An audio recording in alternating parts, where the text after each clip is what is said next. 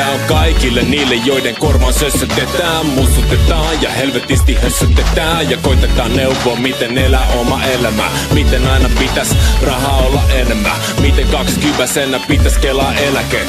Vuosikymmenten edes trempii perset. Mitä jos on ihminen, joka ei jaksa piittaa ja huomisen kelaaminen on jo ihan liikaa. Mitä jos ei jaksa kelaa pahemmin päätöstä, ei jokaista kuittiin jaksa pitää säästössä, ei hudel tehdä ylitöitä, koska pakko on ainoa syy ylipäätään tehdä töitä. Ja jos alkaisi jahtaa jotain uraa, musa hommas loppu siihen ja elämä ois kura, koska uraputkes oisin lähinnä vanki niinku Babylon. Ja vankilana tietenkin mikäs muu kuin Babylon. Siksi siirryn paskaduunista paskaduuniin. Asun yksiössä tungen pakaste pizzanuuni. Kato ihminen jolla keissi mapis on, niin se ihan vittumoises fuckis on. Kun jengi stressaa töis sydän henki torvessa, mä samalla chillaan nurtsil jumal shortseissa. Kumpi on rikkaampi, kumman elämä raikkaampi. Totuus päivä päivältä vaan kirkkaampi. Raha valuu käsis niinku hiekka, mut voiks seteleistä tehdä muka rantaa?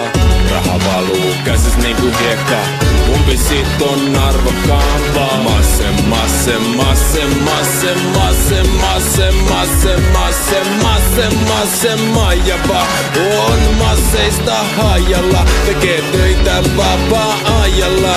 Masse, masse, maijava, masseista hajalla, vapaa-ajalla. Töitä vapaa-ajalla, masse maijava, masse maijava.